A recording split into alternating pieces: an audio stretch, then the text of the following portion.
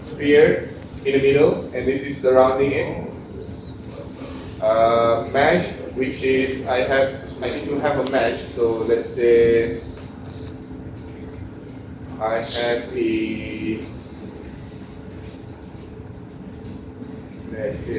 a sphere.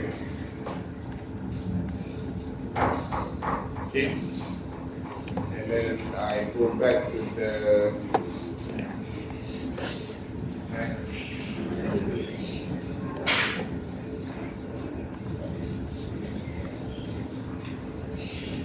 okay, so let's say this is the what we call the duplicator, the cube that I duplicate by using mesh. And let's say I click this one, I click this one, distribute, okay, and I change to mesh. Okay. Oh man.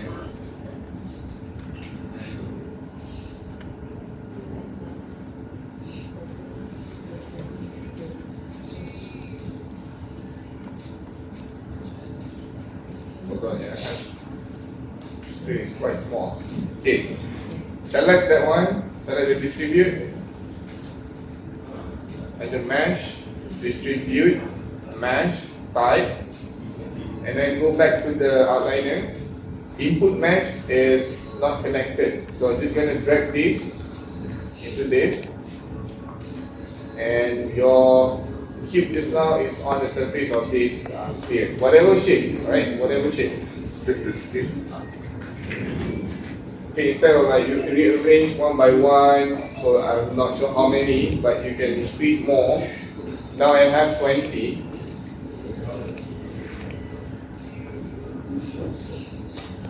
So you can increase more, so you can have those in the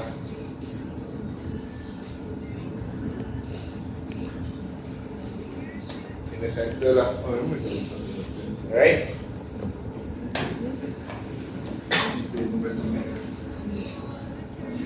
So having this mesh as well, there's a lot of things that you can have. So go to the mesh one, whatever mesh number here. So under mesh, you can see the add node over here, and there's a lot of tools that you can use. Whatever effect you can get it here, signal, replicator, string, strength, even dynamic, rigid body that you learned before, also can get here. For example, if I either you can have this dynamic in two ways. Either you click this, or you go to here, mesh, pause button here, and find dynamics and apply. Right? Everything will fall down. Dynamic. Is it based on layers? You can like push it, make it layered out. Playground. Wait, what? Yeah, is it like layer based? You can like add on top. Yes. And then like give it the Yes, correct. first. Yes, correct. This is a layer base.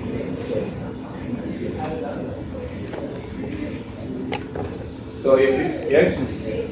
For the input mesh, how do you connect the mesh into Here, right? Okay, just go select, find on the outliner, like sphere, middle mouse click, hold, and drag it to here.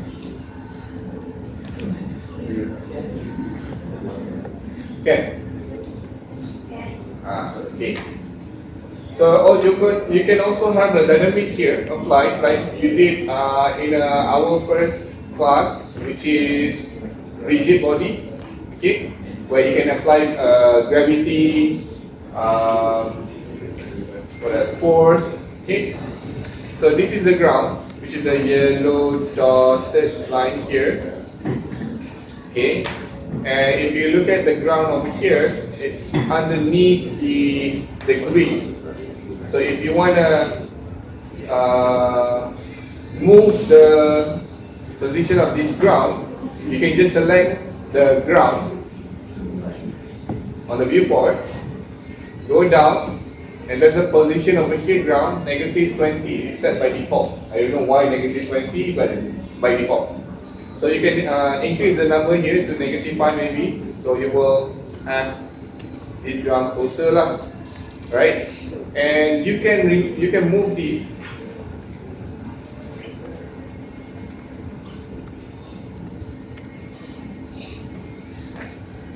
Okay, so you can move this. Let's say you want this ground to be on 0 position on Y, right?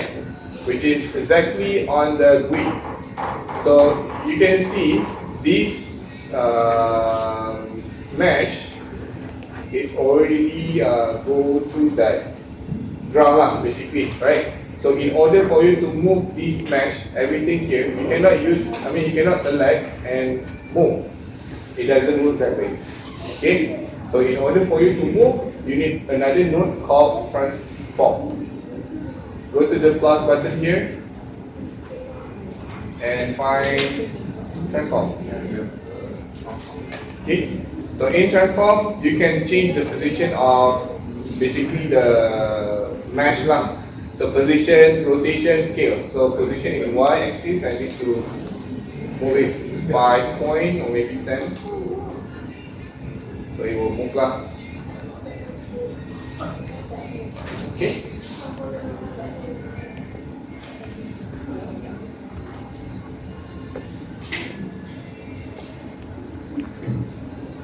It's here. It's here.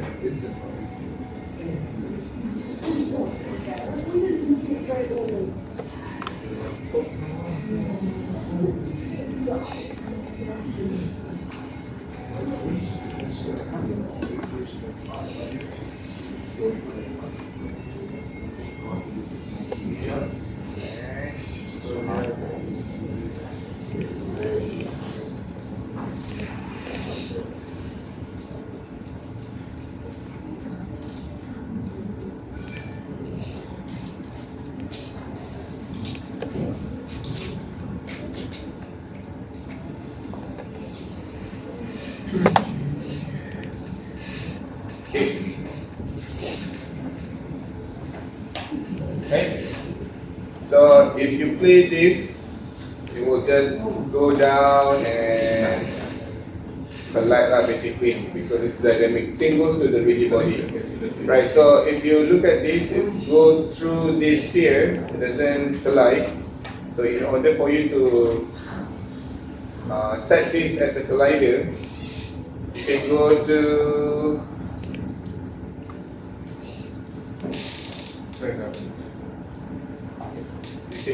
the outliner, bullet solver, go down. Okay, click this one, and then this other, just go to the mesh one bullet solver on the outliner and scroll down under bullet solver shape. You will see there's a collider object over here, and you need to bring this here to this. Okay, drag and drop. Middle mouse, click.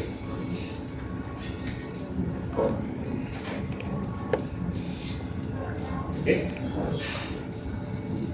So another feature that you can use here, you can try. There's a lot here. I don't think I have time to explain one by one here. So let's go to the whatever that we have for now, right? One by one. Okay, so I think it's better for me to explain from the start. Okay, so this one, a cube, right?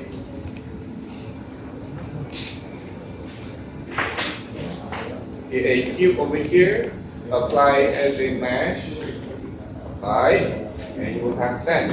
Okay, so under the mesh editor over here, you can see there's a mesh 1 discrete cube. You can click that one and you'll see the attributes editor over here.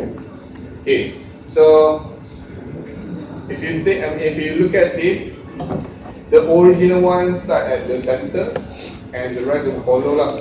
So you can just click this to center distribution. Make sure everything is on the center grid. Okay, so you can increase in between, like 20 for example, or maybe not, maybe 20, and then set the gap. Distance x means to have the distance or gap in the x-axis, okay, and then y-axis.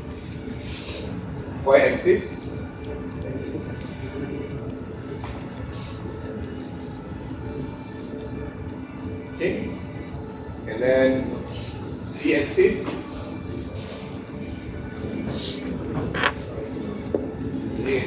y-axis, and even rotate. You can rotate in x-axis, y-axis, up to you, right?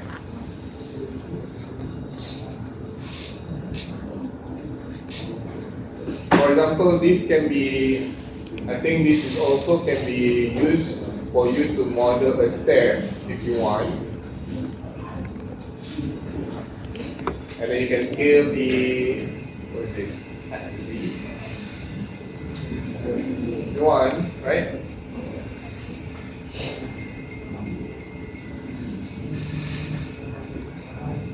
Basically, you can manipulate that, right?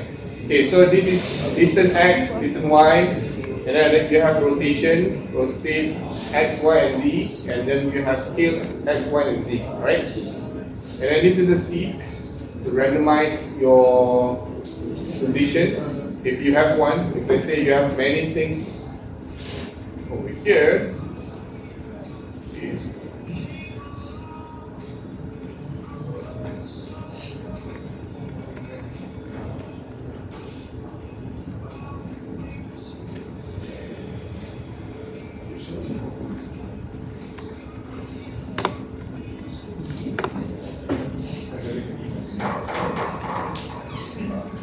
okay, you can play around lah.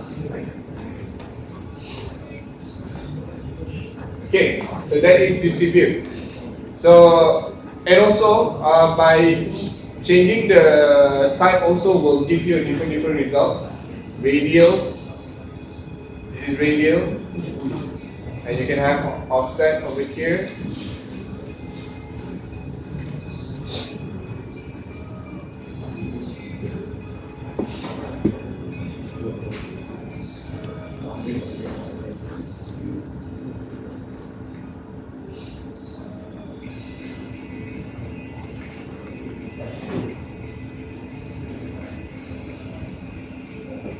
Okay, and then you have spherical, which is imagine like having a sphere in the middle.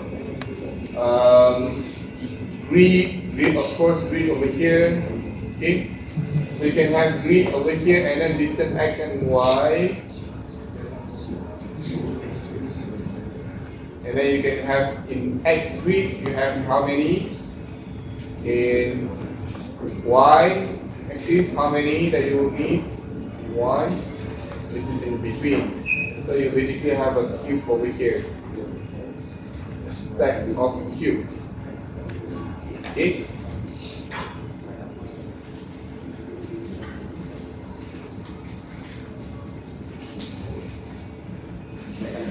So if you want to move this, like I said, you need to have a transform node, and then you transform to maybe here, maybe even higher. Okay.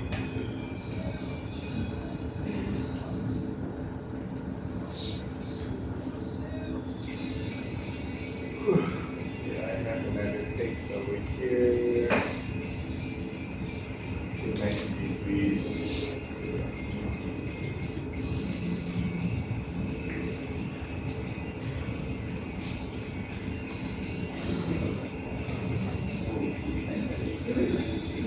Okay. Okay, so this one I will set as a collider. Before that, I need to set the dynamic for everything. So by right, it will just go down. Right under dynamic. Sorry. Select the ground, or you can just go to the bullet solver. Position of the ground you can set to 0 maybe. Yeah, 0. That's going to be the ground lah, right? Okay. I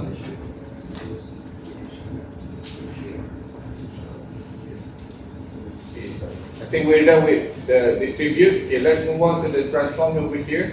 Okay, transform is basically to move here, I mean left and right, up and down in that 3D space lah for the mesh. Since this is your mesh, so I have transform here. So I can set whatever position I need to set lah. Even higher there, 80, right? Whatever numbers you put, it's up to you. Okay, and then maybe it is the rotate scale, right? If you want to change the entire thing, so you need to use this node transform. Okay, and then dynamic, right? So in dynamic, so basically dynamic is something like you learned before, like in rigid body, fluid physics.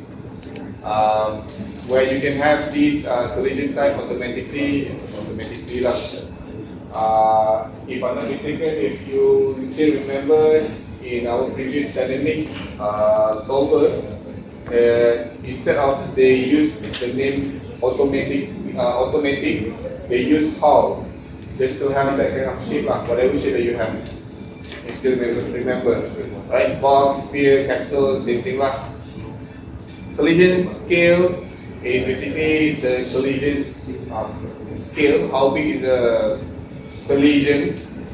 If you want to have some kind of gap in between one object to another object touching, if you want to have some kind of gap, you can set this shape scale, right? Friction as usual, damping, bounce, mass, it's same thing. Velocity, same thing. X and Y and Z. Slipping, initial slipping. I think in fluid physics we have this initial slipping. Constraint. Alright, so let's go with constraint. Okay, before that.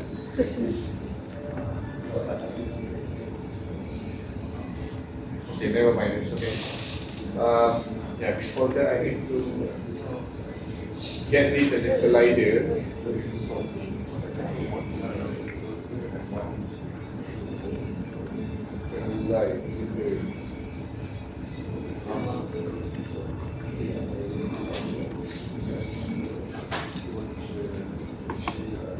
Okay, this is a collider already.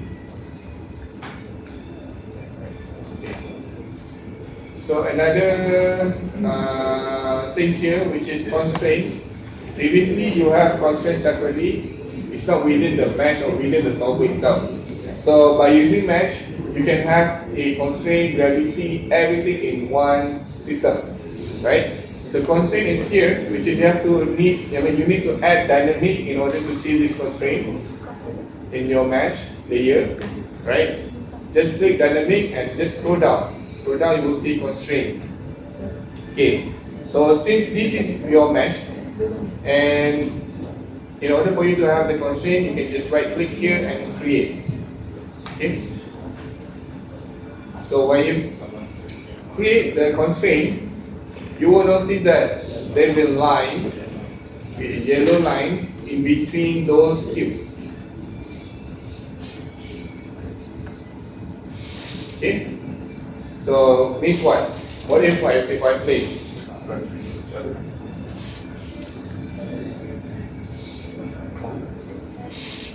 Everything will stick all together.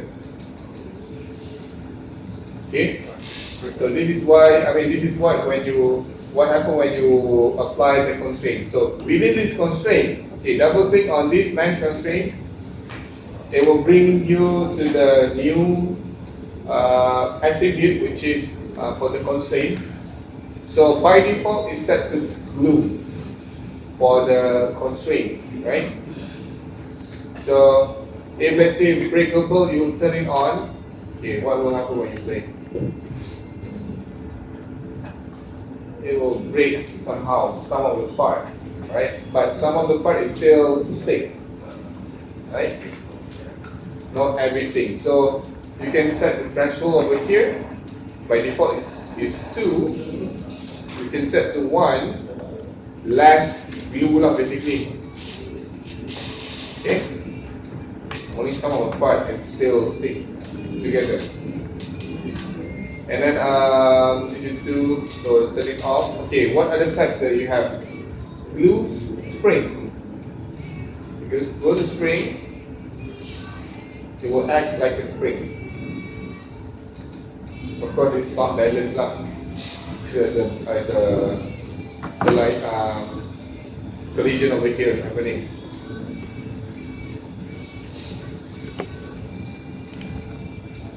It's going somewhere. Follow lah. I don't know what happened there.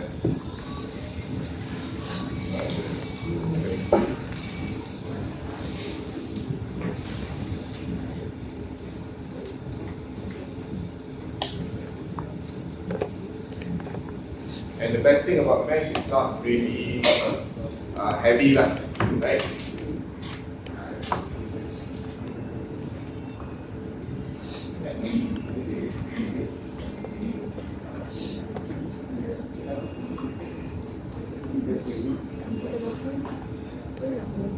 Hey, what happened here?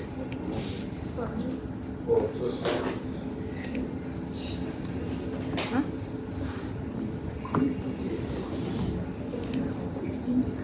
Let me know if this turn off again.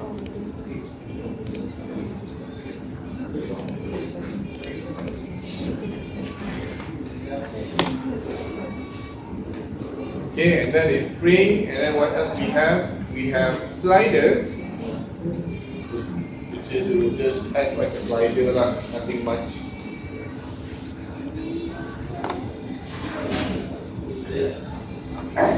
Okay.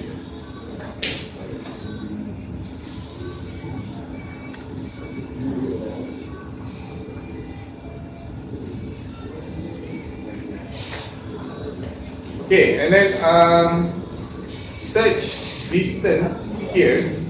Okay, this is where, I mean, down here, by default it's below. Okay, you can just go down here, connection mode, it's a lot. Basically, is how you want them to connect lah in between cube, another cube, right? And then connect to point, and then connect to offset point, and then connect to input point. So if you have, by default, it's set to nearest, which is whatever nearby the cube, basically next to each other lah. So if you set this to connect to a point, it will just connect to a center point. Okay? And then everything won't work lah, basically, because you're constrained, everything connect to one, and it holds everything on the up, the cube lah, basically, right?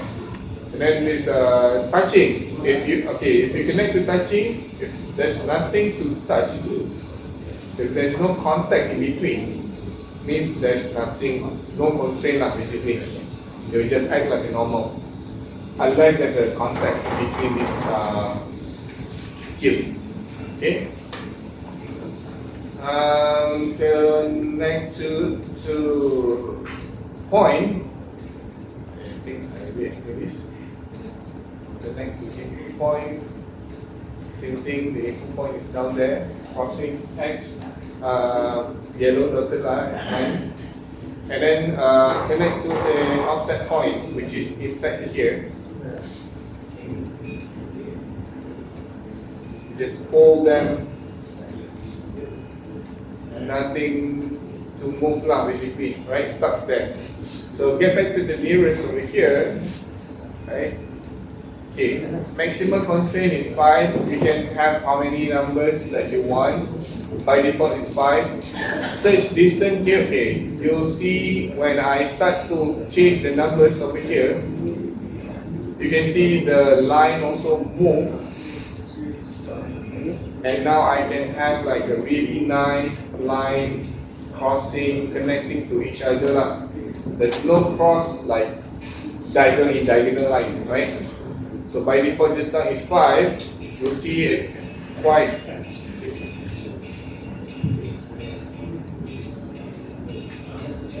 confusing lah. This connect to where and this one connect to where. So just decrease the number until you find the shape.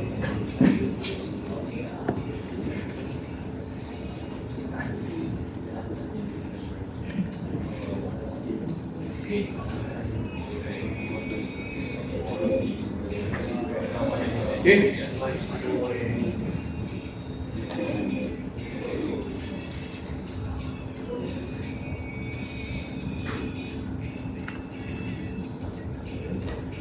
Okay.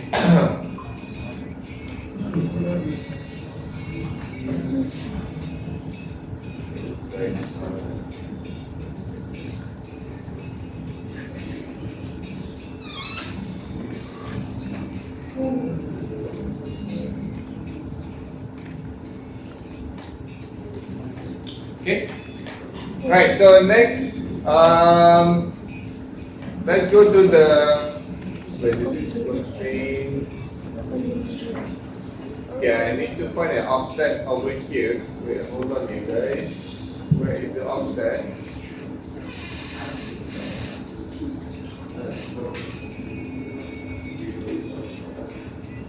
Which one?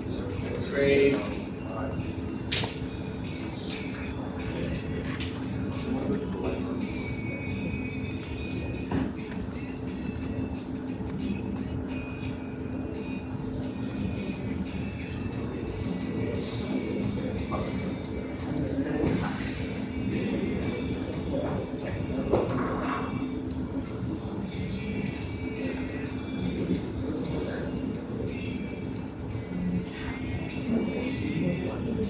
Sorry guys, we need to find the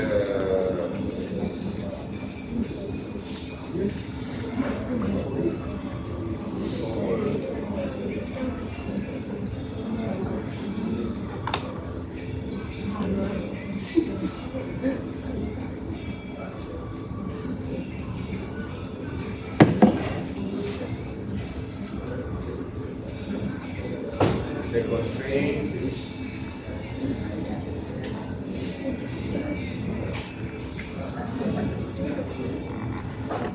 Wait, you guys are using 24 or 25? 24. Right. Somehow I can't find the. Hold on.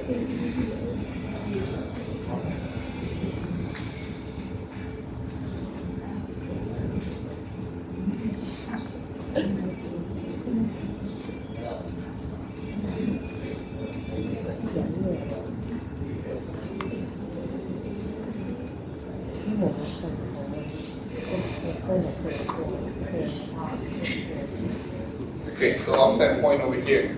Right, so connect to offset point. Is basically you offset the connection lah. So now it's everything in the center here, inside the cube. So you can just connect to 1 or 2 on the y-axis. So basically I can just hold it on air, and I can just go to the attribute over here, increase some more the distance.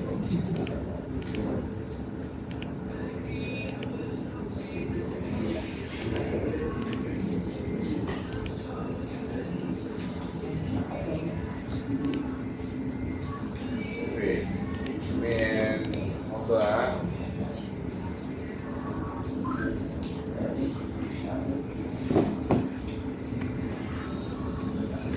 Okay, hold on. Let me have some kind of distance in between.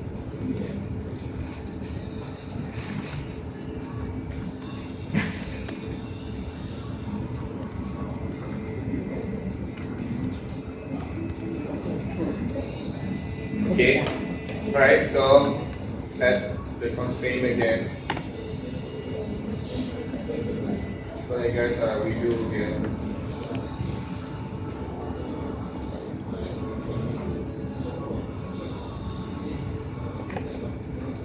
And then go to the offset point, set to W12 and everything will be hang locked. Okay, alright, so next I will have a ball over here and I just animate it from here to here.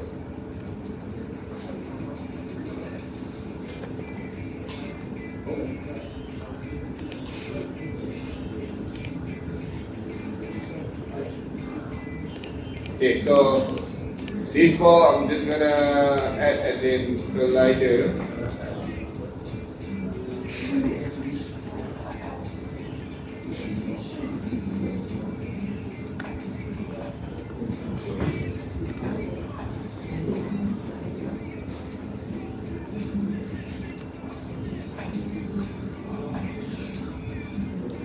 Can you see it? Can you see it?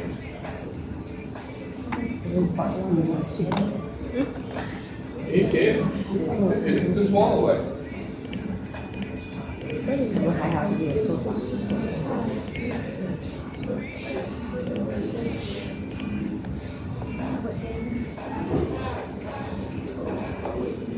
Yeah.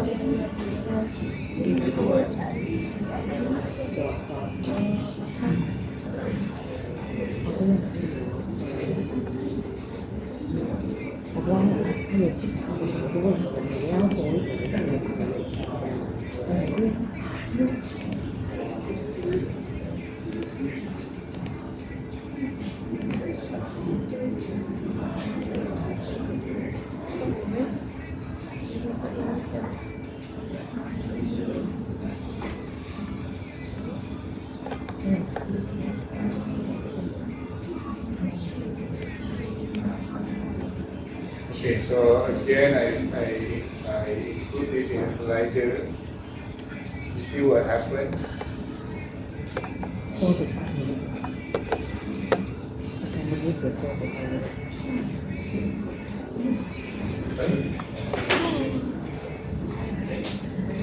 I think it's already gone to this projector. Sorry guys, you have to see on this screen.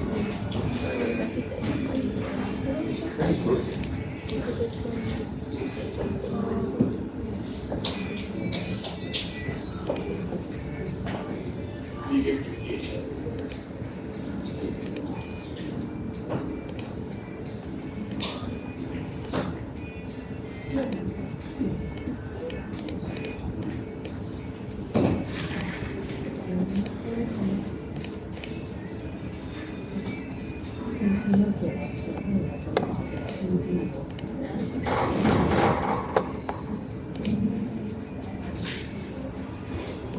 So basically, this collider and this offset just now, it holds everything in one position, and whatever collider or whatever object move into it, it will just try to maintain their position.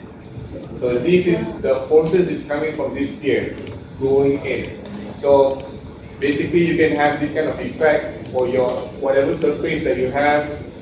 For example, like you want to make example of having a ghost touching some curtain or something, so you can have this lah, right? So you can hide the object and you still can have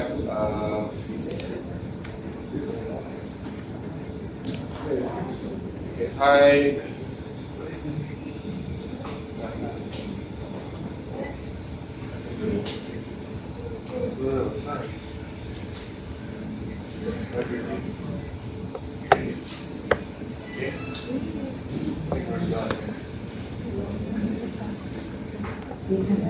Okay. You can try and test if you have free time. Alright, so another note I think that I think can sempat lah, I think signal. Okay, signal. Let's try signal. Oh, is it like noise?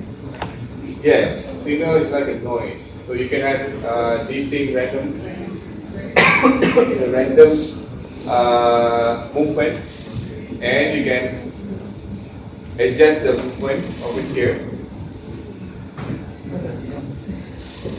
click signal, and you can have this signal type. There's a 4D, click noise. Okay, and you can have friction between motion, right?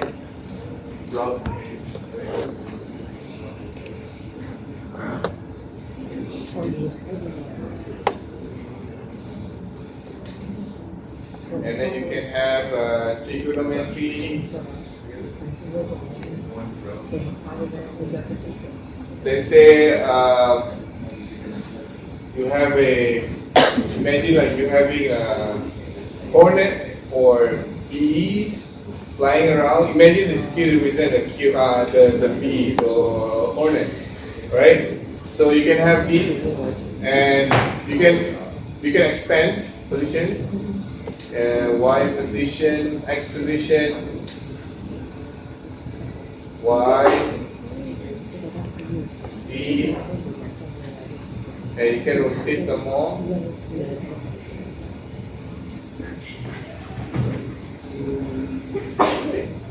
So imagine from a distance, you can see it really clear lah. Basically, with the motion blur, with the texture. Imagine like you're having a bee, and that bee is represent this thing. Maybe the numbers is quite a lot lah, so maybe you can decrease the numbers just now. You can have everything in moving in a random. Can you like increase it, take like preview, but then in render and increase it? No, I mean like this one is quite a lot, right? Yeah. Okay, so you can just go to the distribute, and this one maybe to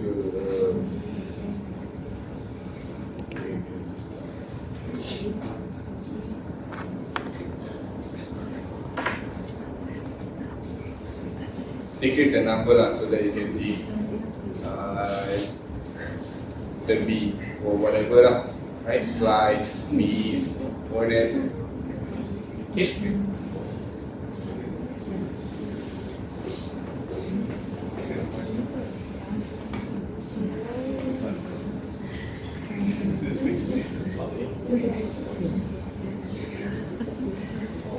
Signal. Noise amount.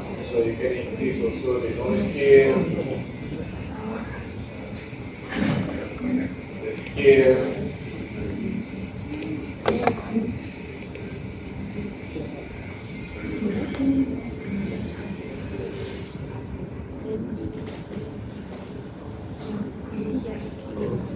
Okay, a lot of things that you can play around lah. Mesh is quite fun, especially when you have specific model that you have instead of cube. You can play around with the cube first, and later on, if you want to get more advanced, you can try to input your own model and play around with this mesh effect, right? And some more when you maybe some of you guys haven't taken that, maybe some of you have taken. We can try to apply a shader and try to render. It will look nice one, right?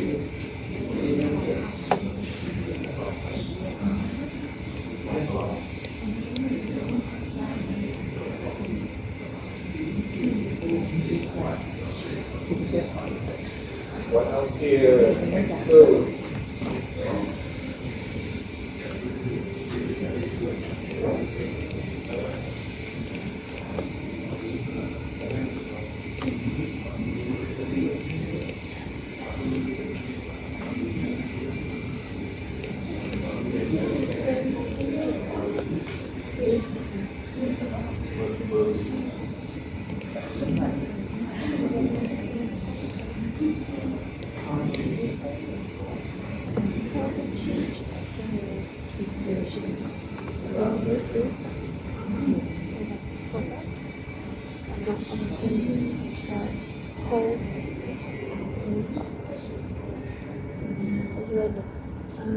You have to make it run. Tak apa, macam ni dia dekat atas. Oh, this thing. Move kat atas. Until it went to oh, so that you can jadi kalau baik. Then kalau nak gerakkan ni, mau kita adjustment. Oh, wow. Kira dalam.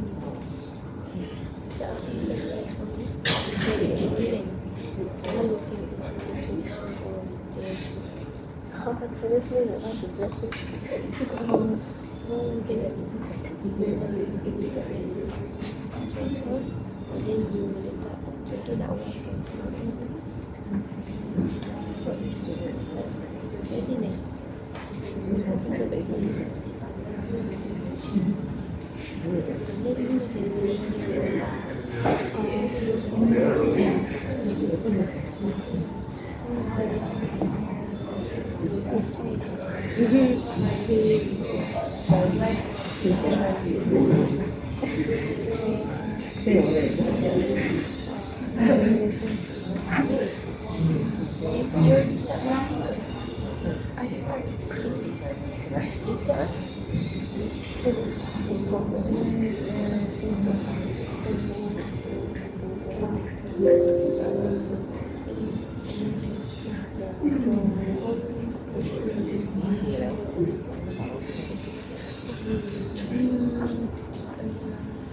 dia nak isi kat sini.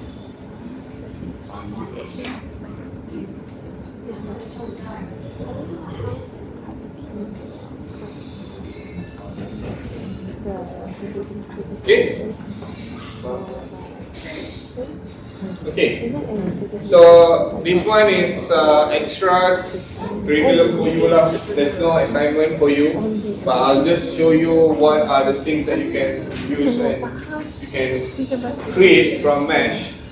Basically, it's the same thing as rigid body and also bullet physics, where you can have dynamic and also a lot other thing lah. You can have dynamic signal, which is noise to randomize more the motion.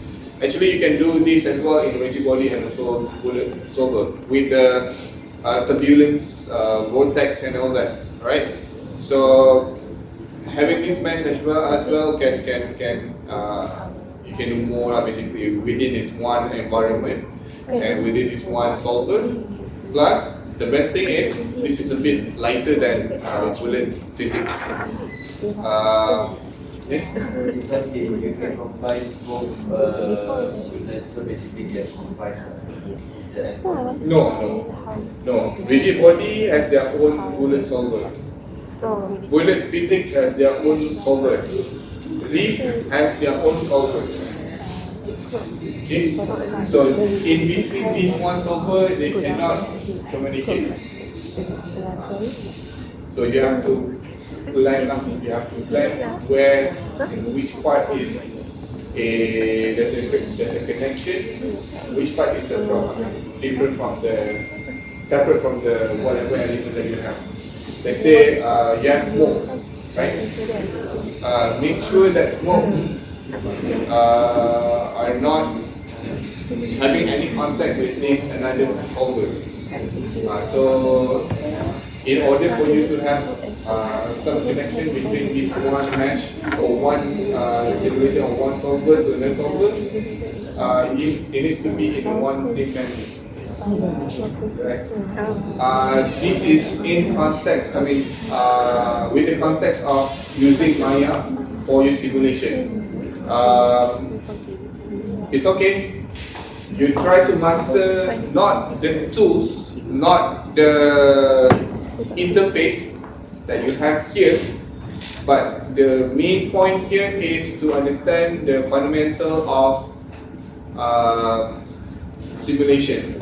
For example, rigid body. So in rigid body is a dynamic simulation. When it comes to dynamic simulation, of course, we are talking about gravity, collision, friction, damper, bouncing, right? So you're talking about those kind of things.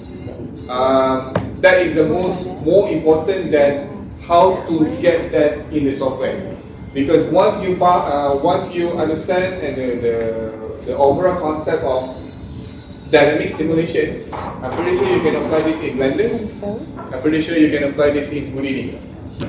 So if you later on, in future, maybe if you are interested to focus on this thing, simulation, try slowly to migrate to Houdini. That is my suggestion, right? So why Houdini? You do your own research lah. And some more, if you look at the requirement in international company, if you're in FX artist, one of the requirements, Houdini is a must. Right? Because Houdini is more advanced, it's more catered for simulation. That is how the fairy Okay. fly. Not sure whether you met your senior before, he's already graduated. Nabil, I think I mentioned this in class, Nabil is taking a different course. Even though he's already graduated from MMU, a degree, they are taking another diploma. Go back to diploma in Houdini.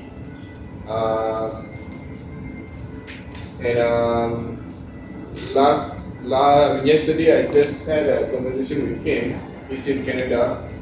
So the situation right now, current situation in VFX industry in our planet, in our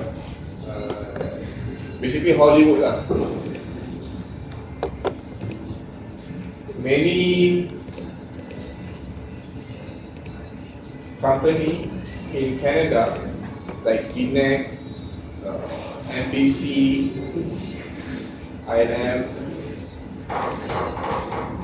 Brainstorm, so they're trying to keep out some people because they cannot afford to pay. Because VFX industry in Hollywood is getting down. Why? Because you know that we have not just only in Canada, Australia, US, we also have this one incentive called FIMI. It's a tax exemption. From the government, they give a tax exemption up until 30%. In Malaysia, they have that tax exemption. If someone from any other country want to shoot here, they can get a tax exemption for 30%. Okay, for example, like Thunderbolts. Thunderbolt was shot in Malaysia last year in June. They shot in Malaysia, in KRX. I think you saw the trailer, they shot in Malaysia. They shot that in June. Many of my friends involved in that project as a second unit production. So they shot in June. They came here because last year Malaysia offered a tax exemption for 30%. So if any other country want to shoot here, they got a tax exemption 30%. For example, imagine the cost for filming is 1 million. So they just have to pay for about 300,000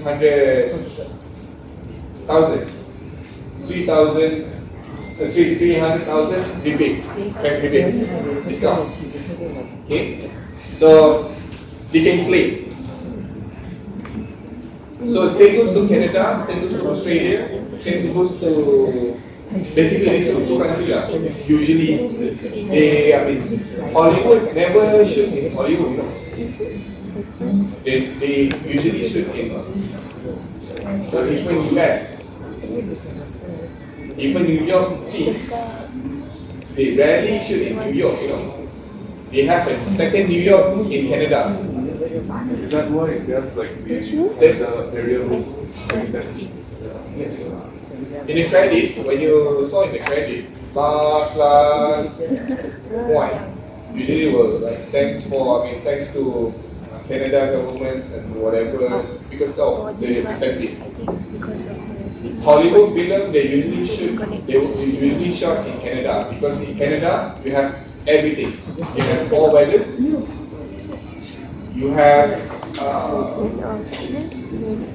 like what, like rural area, tropical jungle.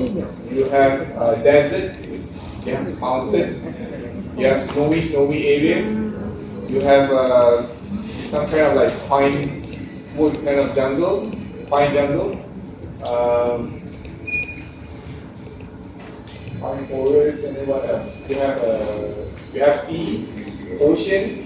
You have beach. So they have everything. So Hollywood usually shoot in Canada. They're not shoot in US. US only for studios. Shooting in studios, green screen, yes. But outside, they usually shoot in Canada because they can get some rebate lah, discount. Second place is Australia. Now Australia still give some. They still the incentive is still exists lah, 30%. Canada they cut it down to 15%, 15. Malaysia starting this year 0%. No exception. Starting this year. So I have friends who already get some project from China, Hong Kong, film shooting in here, in queue for Netflix. Shooting here. For this year, 7 of them cancel because this year they don't get any incentive.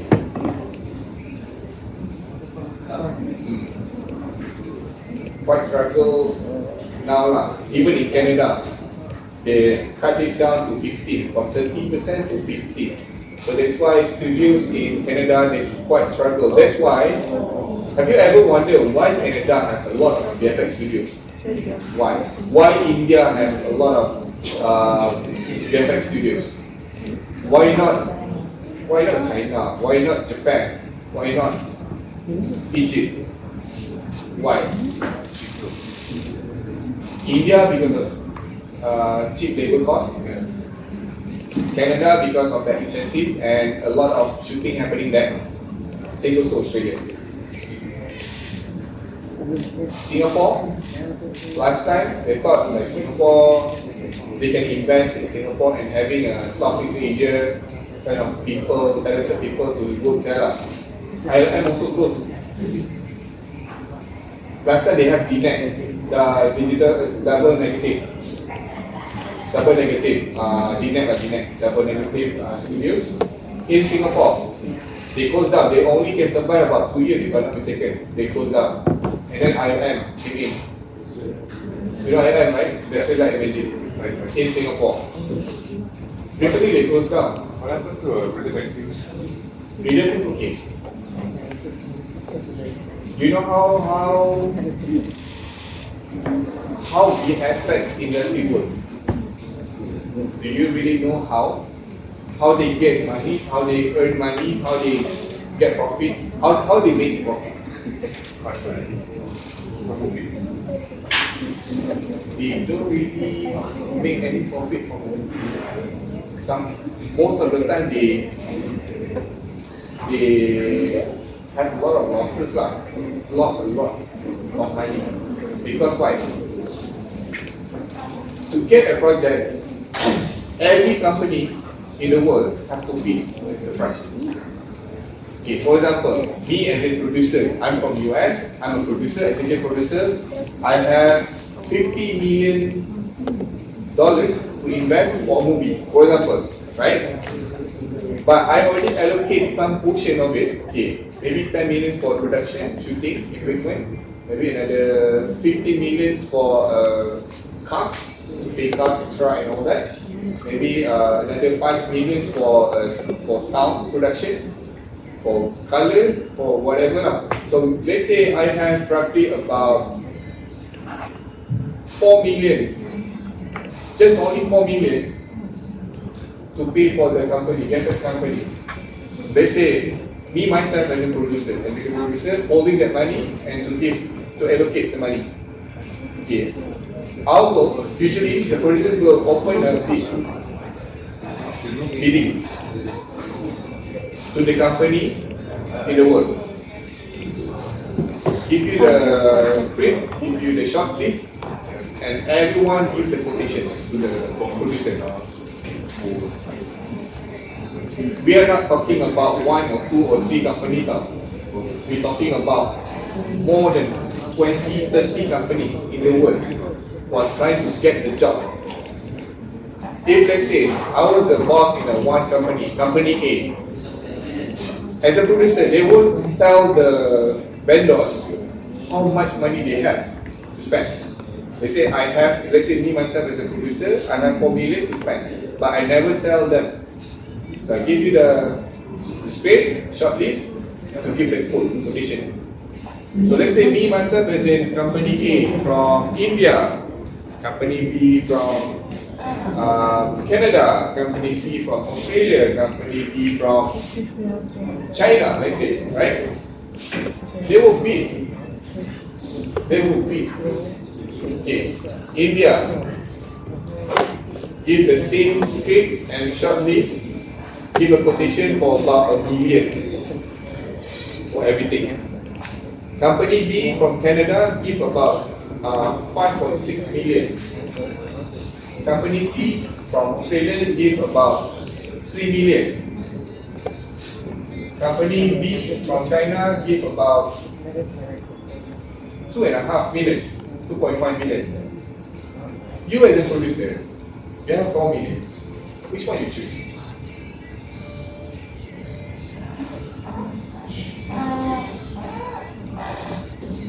Of course, the cheapest one. Because you also make business, you want also make profit. Why you spend more? Get the same thing. That's what happened. So rhythm and use, not just a rhythm and use, many other companies also struggling, survive. I mean, with that kind of situation. Try to beat, didn't get. Try to beat, try to and at least survive. Try to get even. I mean, they have no choice to put like low budget. But then they get the job with that budget, and then they realize, oh, it's not enough. Then they have to cover by their own money. That's what happened. That's why they went to close down. And same goes to IMM Singapore. Why they close down Singapore? Because they cannot afford to pay the people there anymore. So they have to downscale the what do you call? Downscale the expenses lah, basically. VFX is company is not really in a good term right now. To be frank. The one that I mentioned, Nabil, yesterday I have a conversation with him. He told us that Canada is not really a place to go with, I mean, whatever VFX kind of thing. Before this, everyone wants to go to Canada. Vancouver, Montreal, everyone wants to go there. But now it's not really a good place to go anymore because they start to kick up the people because they can afford to pay people.